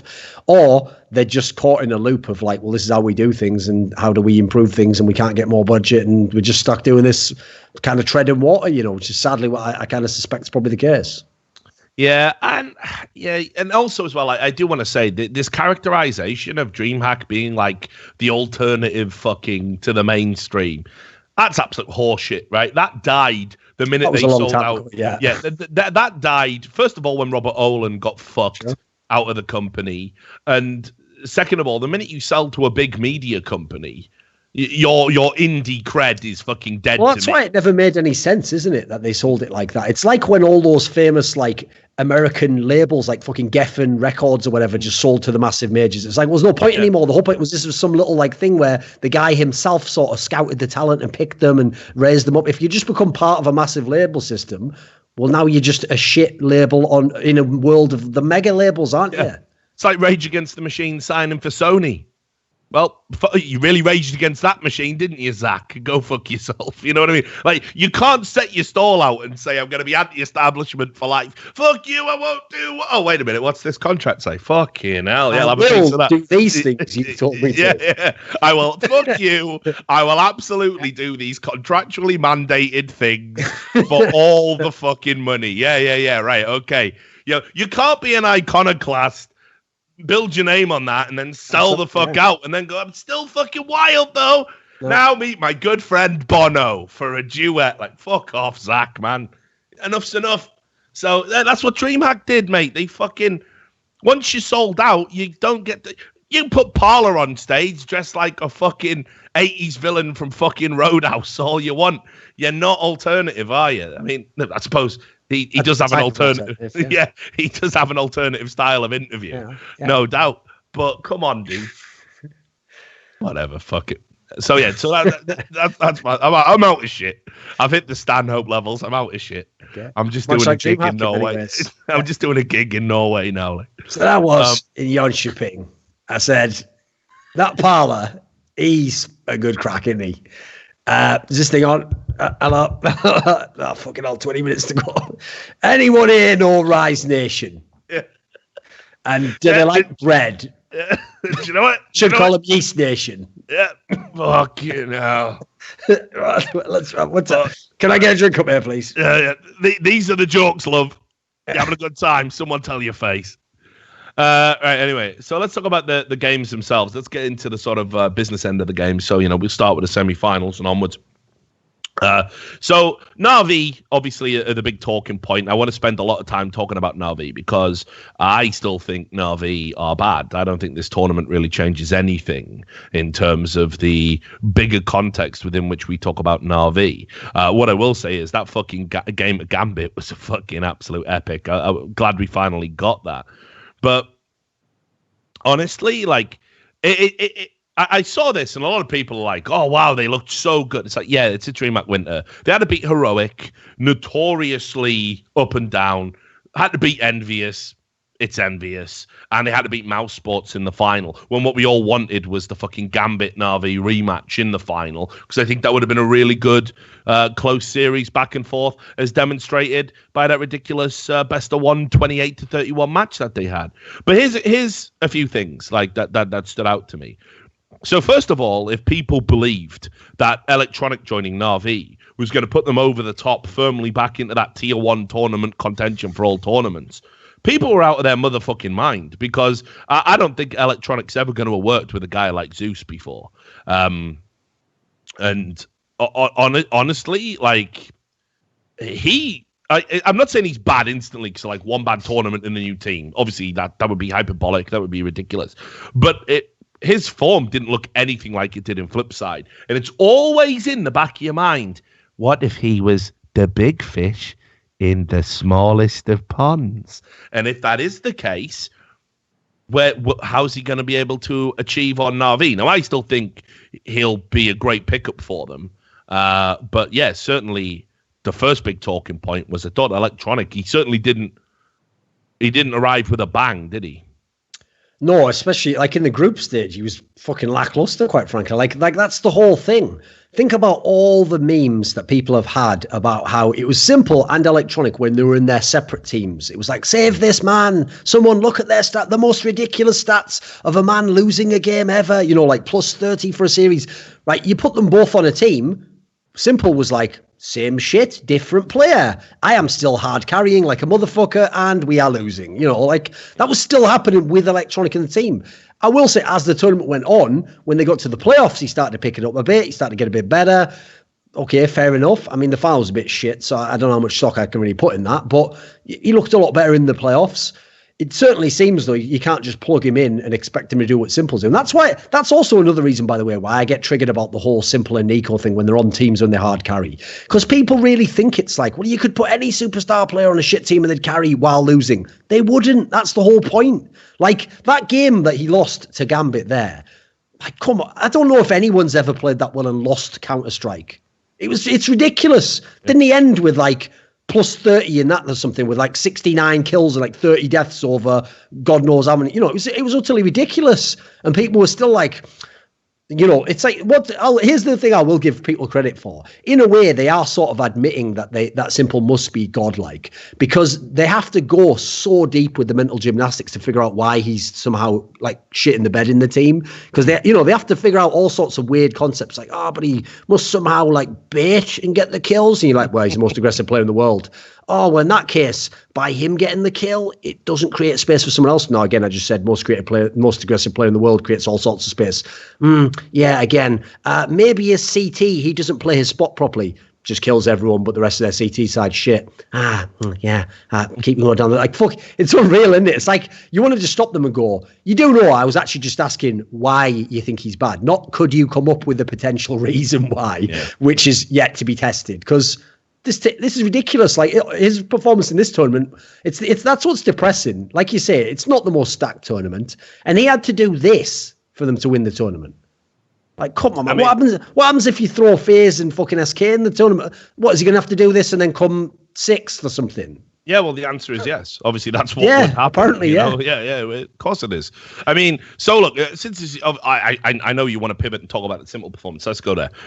The Simple performance, this is probably the most carry I have seen since the Kenny S Titan days. Well, here's the key thing I just want to say, statistically, it goes beyond that. Yeah, right? Here's the key difference as well, is that the one criticism people could say about Kenny S when he was going super fucking ham, which did have a logic to it, it's just it didn't make sense in as much as this is what you had to do, is people forget, right? Kenny S was already very, very good when they had Kaylee, but they had a real team at that point in time. They had real firepower. Apex only had to be like the third best player in the team. Then, Maniac and Existence's roles made sense. At that point in time, he was already very good then, arguably candidate for best player in the world. But what happened was when Kaylee got banned and they knew we can't get anyone, because first of all, our rival team LDLC had all the other good players, none of them are coming back, and at the time none of the up and coming players were considered ready ready to be put in the main lineup. When they brought RPK back, they had to literally be like, right, well, let's assess what our company has. If you use that analogy, our company has one guy who might be the best in the world. Everyone else is fairly questionable. Arno, why don't we put all available resources into that one guy? Which is what they did. And he did one of the most ridiculous carry performances ever. As a result of that, he was incredibly good. And they literally did, like, I remember I watched some online games when they were in that run, okay? And they would play like Nuke. And on T side, they would do a force buy where they would give him an AWP and other people would have Tech 9s. Now, that doesn't work as a tactic on T side of the old Nuke. That is non-existent. But they had to do it because that's the only way they were going to win any of these games, was this guy going fucking nuclear. Not even just doing well. He had to literally take over the game, right? As I've just kind of pointed out with the whole Simple exclusives part there, Simple doesn't even get all the resources necessarily. He gets drops of weapons, but again, by the same logic, who the fuck else are you dropping them to? What he doesn't do is get every sort of CT spot that would need all this support and stuff. As I say, he plays very, very aggressively. So actually, if anything, he's actually creating space for others, a la Fur in SK Gaming, You cannot play it like he's the Coldzera in the system of Na'Vi. He just isn't. He's just a ridiculous player who, listen, very well might be playing on his own. Maybe he doesn't team play it well. We can't really comment on that, but he's doing about everything he can do. Oh, I mean, look, like as I said, you think of all the great carries in not so great teams we've had in Counter-Strike going, way back when. Obviously, Nico in Mouse Sports, Simple's outperforming him even. And Nico was in game leading around himself. You could even add in the element that perhaps that helped Nico a bit. Yeah. Yeah, and Kenny S in Titan, dropping 50 kills in regulation, still losing games. Ridiculous numbers. Simple's level of performance here, especially when you consider he's a hybrid player. He's an AWPer and a rifler. He can do anything he wants. He wins you pistol rounds. He clutches. He can hold a bomb site by himself on the rounds where maybe you save one gun. You could do a 4-stack on one, have him on the other, still win a round. This was just the next level of Counter-Strike, and probably if he was to perform like this consistently now for a 3-month period of time, the only other player you would say would be close to his level would be Coldzera, obviously, who's the best player in the world, in my opinion. So it is insane that he has to tee off like this to get Na'Vi to win a Tier 2 tournament against opposition that they realistically should be beating anyway. the only team for me who should have even been in contention to win this was Gambit. Yes. And Gambit got absolutely fucking wrecked by Mouse Sports, which we'll talk about in a second. But just before we wrap it up about Na'Vi, I still think they got a bunch of problems. And I'm going to say something that's going to be so deeply unpopular, but I don't give a fuck. Because even if you look at the numbers, there's nothing really to bear this out. But Edward's got to go. He's got to go. Edward has got to go if Na'Vi want to ever be a genuine contender.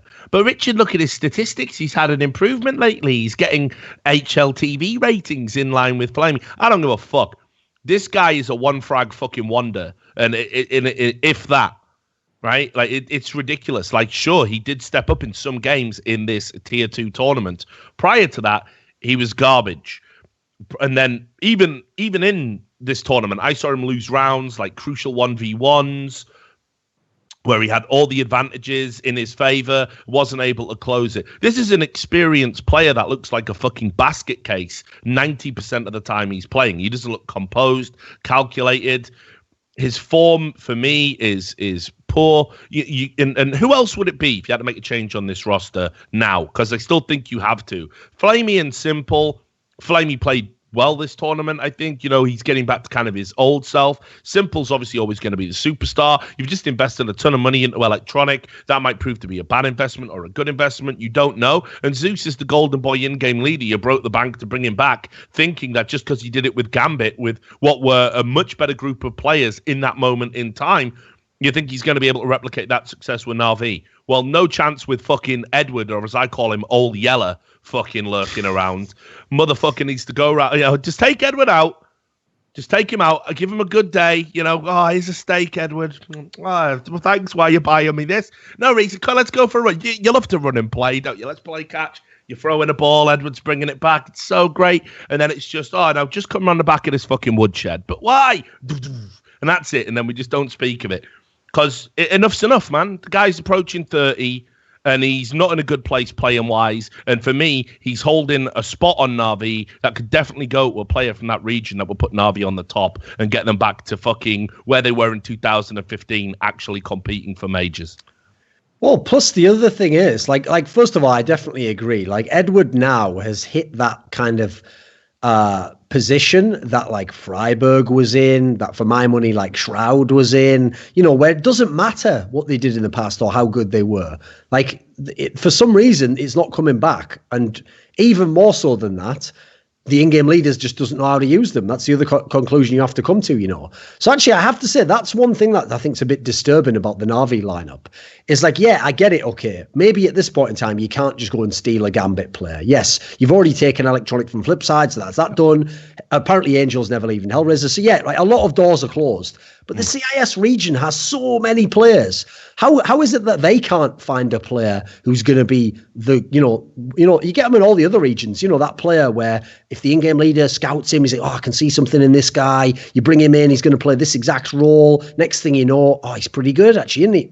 They just don't, for some reason, they either don't have him or they don't have the inclination to do that. So I have to say that is part of being an in-game leader. Yeah, some in-game leaders are just going to work with superstars, but you also, to some degree, if you want to like earn your tenure, you have to be able to bring new people in as well. And you have to be able to be the guy who does spot someone ahead of time in this world where you got the massive buyouts. So like, put it this way, it'd be hard to argue against keeping Edward if you could just try out even another player who's on a lower level. Get someone who plays in the minor, look for one who you actually think's good. I wouldn't go with what fans say, which is just recruit a mega player. Like, get me, he's really good. No. Yeah, he's a star player, his teammate. Like, no, just get someone who you think can play the role. Do it like sports style. What do we need? Right, go out and get that, you know. Yeah, and that's what I mean. It's a role player, and I don't know what Edward's role is. I see him, I think back to like, I know the start of the year where I think Edward was in like a real good patch of form, if I remember rightly, and he was like locking down particular sites, playing really, really well. I don't see those moments from him anymore, and I haven't for a while, and there's no inclination at his age, no indication rather, I should say, at his age, he's ever going to get back to that type of form. And right now, Na'Vi are, you know, if you're going to spend this kind of money on Electronic, if you're going to make investments and make changes, then you may as well fucking go whole cloth. Because to me, Edward is a drag factor in that team. And there's definitely better role players out there, people you could mold, and they should go out there and get them. Also, I do want to say the cat's out the bag then. Yeah, indeed. I also do want to say for the purposes of, just any triggered little social justice warrior types that are going to write another hit piece about me, that was all like a simile, a metaphor, an allegory. I'm not really saying we have to shoot Edward. Obviously, I know there is a problem with who esports chooses to represent it and the people with violent pasts, etc. All retracted, of course. All retracted once my fucking lawyers wrecked you. But yes, that isn't me saying he should literally be shot. It's just what happens to Old Yeller if you've not seen that film. So there you go. I was making a parallel, you see. So there we go. I thought you were joking about something to do with you and Lauder. I mean, that was going to be my implication, Just crowbar that in everywhere, right? Yeah. Why not? Reasonable. Right? I mean, it defines my entire career, obviously. So here's the other thing. Gambit had that weird capitulation against Mouse Sports during that winter, which I'm really at a loss to explain. I tweeted out at the time that I think this is the first time I've actually seen them truly capitulate in the absence of Zeus. And of course, that triggered a few people to go, yeah, but they lost this game. I'm not saying the first time I've seen them lose. This was... Even when they lose, normally they lose in like 3 maps. They get double-digit rounds. Yeah. A couple of players have a good game. Hobbit always has a good game. Yeah, I agree. They never got wrecked, actually. No, but let's be clear about the nature of the wrecking for people who maybe missed Dream that winter, which is apparently a lot of people. Mouse Sports had to play them on Train. That was Gambit's pick. It was their pick. They were 14-1 down at half-time against Mouse Sports. By no stretch of the imagination, a great Train team, a struggling team in and of themselves. It's Train, and it's Gambit on Train. And they got 16-1 to lose the series, 2-0. This is after they got absolutely wrecked on Nuke, which, sure, maybe that should happen. I don't know. But this performance was just so unlike Gambit. Hobbit didn't even really do Hobbit things. He'd been great all tournament. He's still the best player in Gambit by a country mile, in my opinion. But Adren was off his game. It was Fitch that was kind of the standout player in this particular series. And it was just so bizarre. And I think it did answer a question about why maybe Gambit aren't going to be that team that did win that major. That they definitely don't necessarily have that steel or that tactical wherewithal to come up with a plan B, to dig deep. Once this series is starting to elude them, I don't know. I think if Mouse Sports can do this to you, then the major's going to be a fucking nightmare. Yeah, I mean, especially in this series, because the most alarming thing is, remember that they switched the in-game leader to Dosia. So Adren now having one of his worst performances in 3 years or something is even worse. It's even more egregious. That's got to be a joke. That's got to be a joke, though. They can't really... That's what they claim. I know, I've seen it, mate. They're just saying it, though. It's like the money men have got to them, and they tapped them on the shoulder and said, you know what, it'd be great for marketing if we tell everyone the man known as X-God is the in-game leader. No, but it's Adren that's doing all the tactics, and Fitch is kind of also calling in the middle of the rounds, and you're working with the coach and everything. It's just better for business this way. And then you just look over at Dozier, and he's just doing that thing where No, well, here's the thing. What tactic is he going to Maybe what happened was they said to the Gambit org came to them and said, right, listen, we tried it without Zeus, obviously it's not working. We need a real in-game leader. So who can we get? And then one of them said, isn't that guy, fucking hell, what's he called? He used to be in Godsent, ex-Godsent. They were like, and then the guy, they were like, Pronax, but he'd already hung up the phone. He goes, ex-God, get in. Yeah. And they go, he's in the team already. Fucking sound, no money needed. Right, put him in charge. Put him in, yeah. But is he smart, though, as a 200 IQ grenade? Speaks for itself. Mate, he can't be the in-game leader. I've seen no evidence ever to suggest. Guys, help me the fuck out. What you need to know is that's like if when in Game of Thrones, they were north of the wall, they were going to find that three-eyed raven. They got lost and they were just like, what do you think, Hodor? What should we do? He's like, oh no. Yeah, well, seems like he has a plan. Follow him. He's fucking leading him off somewhere, isn't he? Yeah, I mean, no. There's no proof of concept that he couldn't even be a ringer in that fucking tournament without getting caught for it. He's hardly a fucking mastermind, is he? I will just log in. No. They'll trace your IP, Dozier. No problem. They'll never know it's me. Top frags, like, for fucking Kazakhstan. For like 50 kills. Like, Dozier, you're playing too well. Right? This is ridiculous. How's he the in-game leader? Why is he just licking his lips every time, man? That's what he does. Yeah, but surely he's not doing it while he's, like, moving around. No, he does. Watch it. Watch the clips of him. Like, I actually have a theory. It's like he's jerking off for no reason. Why did that happen? Like, I think a real big part of why people still, by the way, this is no joke. I'm not saying this now just because of the timing. But before this tournament, every time I ever make a video where I reference who the top teams are, people get really mad that I don't put Gambit in there. Like just before this tournament, not like 3 months ago when they had that little spurt. No. People still now think they're really good. And my whole theory as to what's keeping them afloat is that for some bizarre reason, they've matched up really well with FaZe, who's obviously like a fucking killer team right now. So, every now and then you just get a certain matchup where for some reason stylistically it works. Or in this case, they've got a very good map pool to go against them. With Na'Vi as well, yeah. Yeah. So what's bizarre is I think that because FaZe has been so good, somehow people are using that stupid logic of like, well, if they can come that close or they have beaten FaZe on maps, then they must be close to their level. It's like, no, because this is the whole point. It's how you do against the entire field that makes you the best. That's the whole point, It's irrelevant how you do against one team if you then get your shit pushed in by Mouse Sports. I mean, so he just can't be the in-game leader, dude. That's all I'm saying. I'm not saying he's a bad player. I think. Some would say he isn't, but it's whether or not the official title is in-game leader. Yeah, I think we've got to start a system. You know what? What's the system? We've got to have something like in the game when you play, you have to have one player has to have an actual gold badge, like a gold sheriff badge, to show that he's the in-game leader. We do those shitty camera shots of the players every time they've run around. Here's human beings. Like, I want to at least know who the actual in-game leader is. Why are we having to speculate? Yeah, well, not only that though. Let's make these in-game leaders fucking earn it. Only they can talk in buy time. How about that? That would be interesting. Then we'll see if you want to fucking put Dozier still in charge. Like, yeah.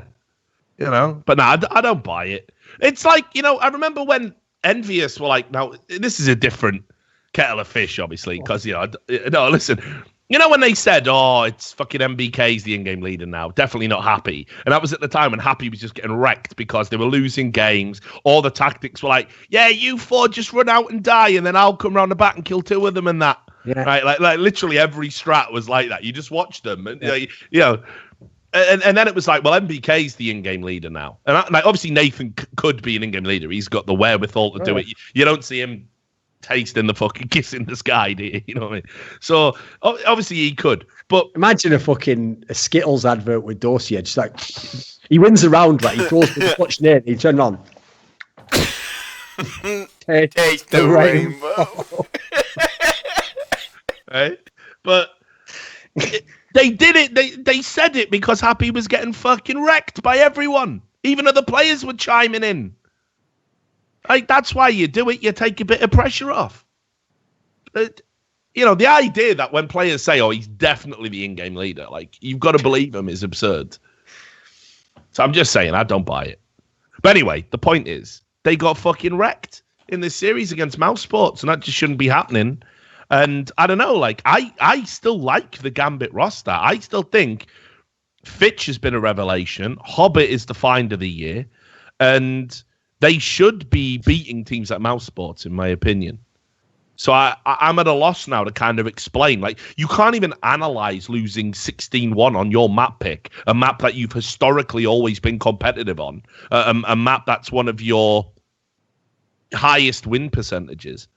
Well, plus you look at the rest of the tournament. Okay, Rise Nation was in that fucking game against Gambit. Everyone was actually bigging up Rise Nation because they used the same logic of like, well, if Gambit is good, then Rise Nation fucking hell. And then obviously Gambit won the game against Na'Vi. By the way, anyone who watched that game, holy fuck, was that like a game where they won it, but they like did their best to lose it for the first half of the game, like, so if you look at the 4 maps they actually played in the tournament, this was not a good showing in any context. Oh. And then you got to add in, whenever you're doing a lineup without an in-game leader, my worry is always what happens 3 months down the line. Because the big problem is this. Yes, there are lots of players who could be an in-game leader for a month. And they'd be a real in-game leader, they'd actually run the strats, they'd put in the time in the demos. The problem is this, right? When everyone bangs on someone like, for example, a great example now would be MSL, because obviously North hasn't done that well in a while, right? Yeah. Whenever you want to bang on that guy, he still comes in every day and goes, right, time to put in another 6 hours figuring out new tactics and trying to fix all the problems. What happens with the guys who get made the in-game leader is when they get a month in and their main tactics don't work and people have figured them out and suddenly teams are getting close on the maps that they're good on and now they're getting shit on the maps they can't play.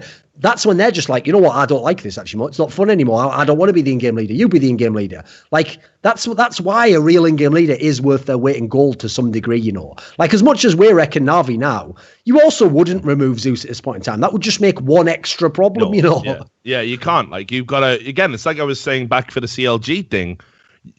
They've made a choice there. Zeus has got the vision, and now you have to augment and invest and assume it's going to lead to great things. I'm worried that he's a little bit too close to Edward because of the old 1.6 ties to sort of identify that. Again, this is just my opinion. I'm sure loads of people will criticize me for it. I said it won't be popular, but I think Edward's a persistent problem in that team right now. And again, with this, like if you took Adrian out of Gambit, that he was always the linchpin. Sure, Zeus definitely brought something. He gave him that extra % to push him over the top. Biggest upset in major history that they go on to win it. It's an incredible story. But it turns out it was Adrian all along. It was clearly him. And the idea of like taking the IGL spot away from him to free him up so he gets back to playing like how he was when he wasn't IGL works. But like I thought Fitch wasn't Fitch one of the people they were talking about being a possible IGL when they brought him. Like picking Dozy is insane. It's just insane to me. It blows my mind. If there's ever been a period in Dozy's career that I'm not aware of where he was like one of the greatest in-game leaders in the world, someone fucking hit me up and tell me and show me, because it's not there. I've never heard any player in World Counter-Strike say, he's got a great mind for the game. Oh, who's that then? Dozier? No, never been said. I've heard stories about how he walks around in a robe and people go, X-God, wherever he goes. I've heard that story. I've heard the vodka story. I've heard the I used to ripper story. I've heard all these other legendary stories I can't repeat on a fucking podcast. No one's ever said to me, this cunt's got it nailed when it comes to Counter-Strike. Like, no one said that. Taste the rainbow, mate. Yeah, taste that fucking rainbow. Right, so look, we got 15 minutes left before Duncan has to go and record some more of his content. You're going to turn into the Travis Gafford. You're interviewing Reggie again, aren't you? I'm not. It's not actually an interview, but yeah, just some research. Oh yeah, I see. Researching the the Dutch nightlife, I'm sure.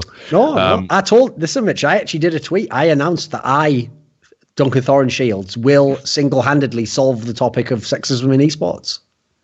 Oh, yeah, you did say that. I hope you do. Here's the thing, though. I actually have a real reason for it, which is that what's funny is this whole storm in a teacup that happened with me and you actually made me think that's one of the big problems in life. It isn't actually that, I mean, on a low level, it is that a lot of these people who are in identity politics are terrible people and are just skewing things to their identity. But it's the fact that the fear of them has pushed out all the legitimate people from investigating those areas. Because as you saw by my video, which is about the most reasonable video any fucking non-SJW man will ever make on the topic of women in esports, the way that was presented was so ludicrous that you cannot trust these people. So actually, it is people like us who have to take these topics on. We're the only ones who actually give it a fair shake. So I thought I'll actually investigate it myself and find out the real stories behind the scenes and then report them back. Not literally the stories, but the nature and the manner in which it exists, and then apply my analysis and try and come up with reasons as to why it might be and some of the problems and potential solutions. Well, just remember, here's what you need to look up before you go into that while you're doing your research. Look up quantum superstate feminism. It's where it's this idea where you have these ridiculous third-wave feminists who somehow hold the conflicting opinion that women are the equal, if not better, to men in every area whatsoever. Very often now, the better of men. You'll see people say, if only women ran everything in the world, it would be a much better place. Sure. But also simultaneous, and somehow a patriarchy is allowing this to be said, but okay. And then what they also believe is that women are incapable of defending themselves and are weak, or even saying no and things like that, So I've often wondered about that and how people can sort of hold those like diametrically opposed opinions. But obviously, as somebody who doesn't want to get into it because they can take my entire life away, I'll leave that one to you, Duncan. I'll let you have that one. Entire segment out, shall I? Yeah, please do, Sam. Please do. So here's what we're going to do. We're going to talk about this thing. It's very tangentially related to our usual wheelhouse, but I just thought it was funny. So did you see all this Rank S controversy? Because occasionally I do videos and talk about it was something along the lines of a bunch of people complained about some of the rules and if they were like cheating or something, and then they basically just booted them all out, didn't they? In classic ESEA fashion, by the way. Well, right. So here's the thing. There's a guy called Labanjica. Now, I already had this guy blocked, right? Because, well, I've actually seen him. I've met him in real life. I'll give you at Mykonos. Here's a very quick story. Are you ready? Okay, I didn't know who this was, by the way. I don't follow Rank S. I don't, no offense to any of these people. I just don't know who I'm just a mentally ill cunt, but go on. Don't follow Rank S. But at that Mykonos event, on the beginning of one of the days, I just sat down in this area where there was all sort of like, sofas and like sort of a lounge area. I sat down to eat some food, and that guy was sat on the same seat, but obviously, like you can't just, it's not like a fucking British train when you go home and you all sit 7 rows apart on your own just so that we can't possibly imply we're even wanting to talk to each other. There was just no space. So I sit down next to him, and that guy was looking at me, but just looking at me like, and so I just looked at him like, as you do, I just go, all right, mate, which by the way, it sort of just means like, stop looking at me. I don't know you. So when I said, all right, mate, he goes, you know who I am? And I go, no. And he goes, all right. And he just turns away, like, turned out it was him, apparently. Yeah, well, so he's desperate. Character witness. Yeah, he's desperate for fucking attention and status, and somehow he even has fans. I mean, I did a bit of research on him because he was spamming me with like messages about how Faceit like a corrupt system and the admins are like all cheaters to get their ranks up, and he wouldn't shut up about it, right? And just like let me like look at it in my own time. You get this with a lot of people, like something that's super important to them, and they want to put a journalist onto it. They think it's as important to you, and therefore you're going to drop everything else you're doing in your life to work on this like fucking Watergate level story, which is just him basically having a beef with some admins because he thinks they're cheating, right? So he spammed me a bunch of stuff, and then he started threatening like he was going to beat me up or whatever, like I'm fucking intimidated by this fat neck prick, you know what I mean? Like, so I was just like, right, well, you're blocked straight away, you fucking loser. And then I started doing a bit of research onto him, and he was like, it's the classic story, you know what I mean? Like some fucking kid who got bullied at school who fucking discovered he could, like, the equalizer lives in a syringe, right? And he discovered it all, right? Like, built himself up, massive skull tattoo on the back, like, yeah, all right, like living some mad gangster lifestyle in his mind, right? So anyway, he's a joke, right? Like, but he's somehow built up this cult following, and he started talking about how he got unfairly banned from Rank S, right? Now, obviously, I fucking loathe the SEA in the same way, because I don't think they should be ever allowed to sort of trade or traffic or whatever you want to call it in our space ever again, ever since the Bitcoin mining scandal. So I did take a look at it, like why he got kicked out of Rank S. I thought I'll have a look, see if anything untoward is going on there. Now, you do know with Rank S, obviously, there's a code of conduct because it's like meant to be pro-level players. Don't know why this fucking meathead's in it, right? If it's for pro-level players and it's meant to be like the highest level and whatever. But he was in it, right? And you sign a code of conduct on the way in. You sign an agreement to adhere to the ESEA code of conduct. Well, I'm going to show you some of his tweets, right? Which, keep in mind, social media is covered by this code of conduct. The way you interact with admins and fellow players is covered by the code of conduct, how you stream and stuff like this. So Sam, I'm going to give you this like little Imager folder here of just this is when he went to protected status to delete some of these off, but like one of his friends, because he doesn't really have friends because he's a fucking unstable mess, basically screenshotted all of his shit, right? So we just have a look at some of these. By the way, he quotes Tupac the same way like somebody like you might quote Descartes or something. Okay. You know what I mean? Like as if it's like some deep. Listen, he's coming out the gates hard with this first one already. Right? Yeah. So this was this was pretty unreasonable. I believe that's like a female player. Is that correct? Yeah, I think she's from like Belgium or something. Isn't she? Yeah. And it's like, can I share my dick with you and show me if you can deep throat it like this? I don't know why he's dropped this in there. He's like, this is coming off a bit aggressive. Maybe make it sort of a meme at the end. Like this. It's like putting a fucking smiley face in there, isn't it? Right. So then what? I won't read that one there, but this is. I mean, the second one, just ridiculous. Then what the other thing he takes pride in is getting blocked by everyone of actual substance and status in Counter-Strike. You know, he's blocked with me. He cried about that. He's blocked by Sadikist. There's this one here below the Sadikist tweet. They're all good. They're all I mean... Wait a minute. There's one about me. What the fuck? Right. Where was it? Then...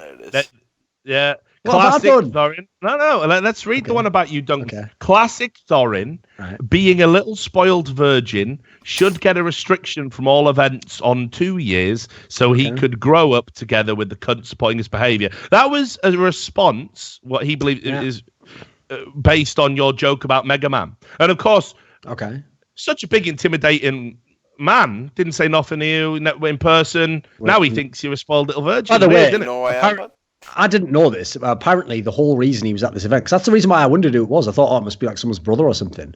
Apparently, he's just friends with Rops, the like 16-year-old kid from Estonia, and just flew to the event to see him. Nothing creepy about that. No, definitely not. Nothing creepy about that at all. Just fucking rocked him to sleep in his massive arms every night.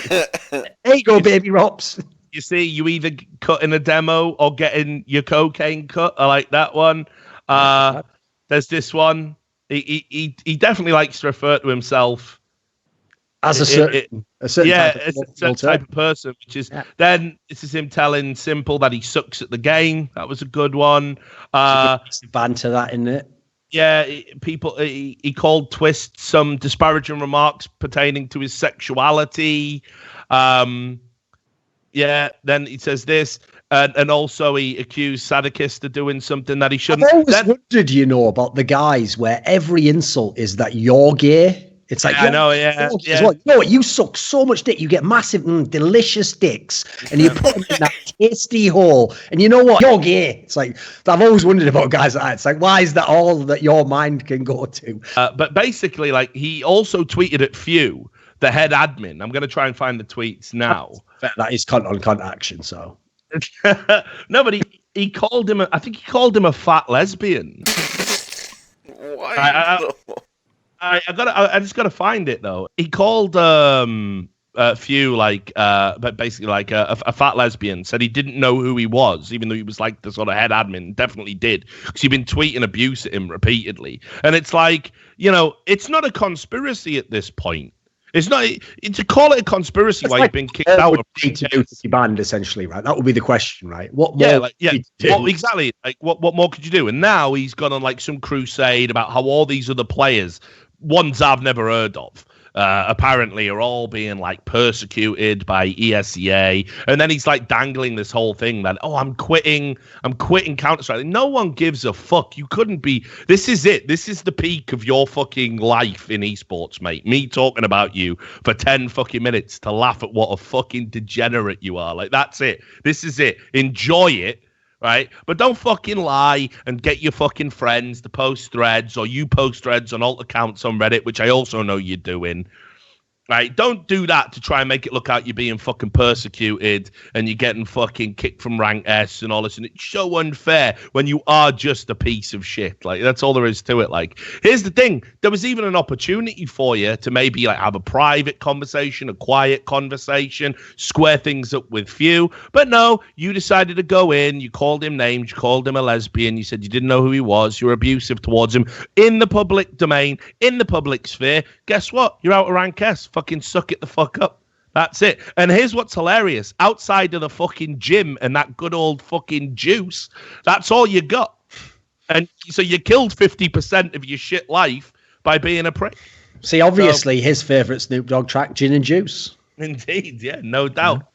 Yeah, so there you go. So I want to talk about that because, again, loads of people, this is why I want to just put it on the podcast. Loads of people messaging me going, Richard, what are you going to do to free Labanjica and Doc and all these? I could give I couldn't give a fuck. These people are just fucking bottom feeders as far as I'm concerned. They bring nothing to the fucking table in terms of Counter-Strike or esports. They're given an opportunity to be relevant through Rank S, and they fuck it up by being arseholes. So that's that. I'm out. Any final words, you spoiled little virgin? Extending on that. Oh, yeah, extend on that. Right, well, I can't end on that, can I? Because I've got to just read out the title seat. So let me just do that, and then we'll fucking bounce. So thanks to all the patrons that are keeping us hovering. That makes it worth getting out of bed in the morning. As $100 patrons, Big Hungry. Thanks a lot, Seth, Chris, and Win. They're the two big boys, $400 and $380 respectively. Detlef Insomniac, Mateus Pietkowski, and Jerky's Minion. Thanks to our $50 patrons, Funky Boy, Sad Sawar, Daniel Plamanov Yordanov, Marcus Kyumpa, CMFX, Carl Oscar Garcia Firm, Hugh Mungus Watt, and William Southern. So there you have it. That was by the numbers. I'm sure people are going to cry because the first 45 minutes was all talking about ES4 and business things. Don't give a fuck. Cry all you want. We'll see you on the next episode anyway. Peace.